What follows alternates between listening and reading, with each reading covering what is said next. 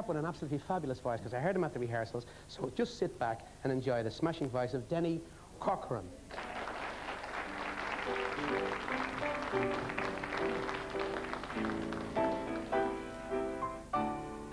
My city of music, won't you play a song I can remember, to take with me wherever I may wander, far from this ancient city that I love.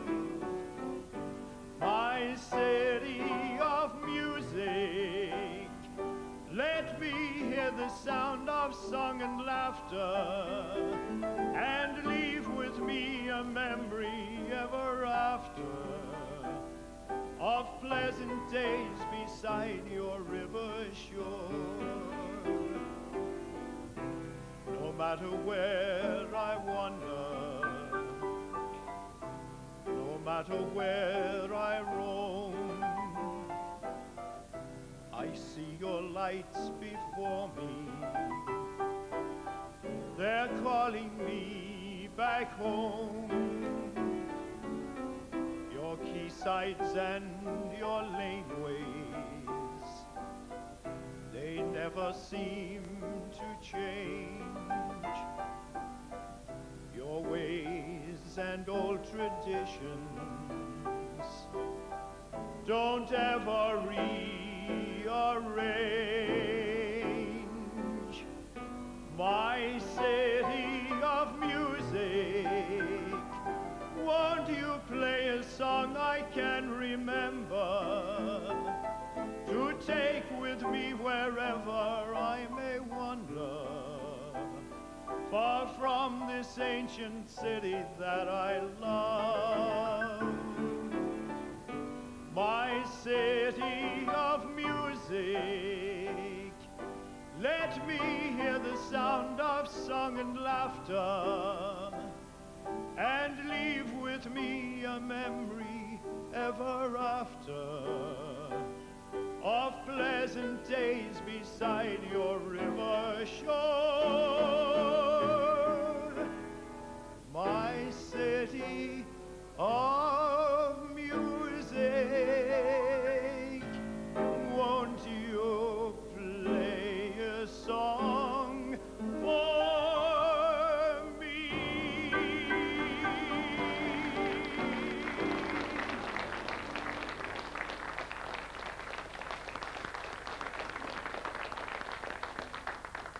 Thank you. That was absolutely lovely. Really a beautiful, beautiful, beautiful song about Waterford. Well, now, when I came down here, I wanted to find out who was the man, the only man who could really tell me all about Waterford. And I found it was a man that I met a number of years ago, and he's a member of the Old Waterford Society, Frank Heylin. Thank you, Anne.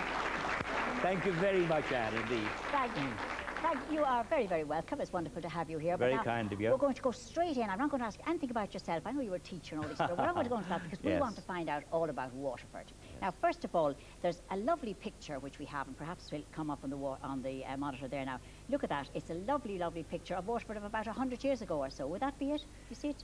Yes, indeed. That's a picture painted by a well-known Waterford artist. Roberts was the name. Yes. He was a member of a very large family. As a matter of fact, his father had designed and built the Christ Church, the big chapel, you know where the big chapel is, the cathedral, and of course the Chamber of Commerce, that masterpiece of Georgian art. That is a Waterford merchant's house. It is absolutely superb. But the painting you had on view there a moment ago is an etching from one of his paintings, and it was taken from Larry's Knock, and you all know where Larry's Knock is. Now, that was showing us the old Waterford, yes, Frank. indeed. But now, tell me something about the people. After all, who were the first inhabitants? The Dacia, isn't it something Well, the like first organised settlement in Waterford were the Dacia folk themselves. Now, the name Dacia has been associated with Waterford for the best part of 1700 years, believe it or not. And even today, we have the Dacia players, the Dacia dancers, the Dacia soccer team, and as a matter of fact, there was one gentleman in Dungarvan, and he started a shoe polish factory, and he wanted to give it a good Waterford Irish name. And what did he call it? Day Shoe. The Day Shoe. Well, wasn't that very clever? That's very clever. Really very clever. But where did they come from? Where were they come from? Well, the Dacia, believe it or not, hailed from Royal Meath. the seat of the High King. They were the aide-de-camp, they were the special command of the High King. And they were picked specially because of their dexterity. They were ambidextrous with the spear and arrow.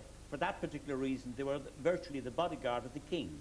Well, after a while, that particular branch increased so much that they moved out from there, trekked southwards, crossed the river shore, and settled here. And in the and cave. It was the first organised set, absolutely here. Okay, and they have okay. identified with Waterford then for so many I'm years. going to have to push you on because we're never going to get through all the things. Now let's see another picture. We have a picture now of almost that same scene a little while later.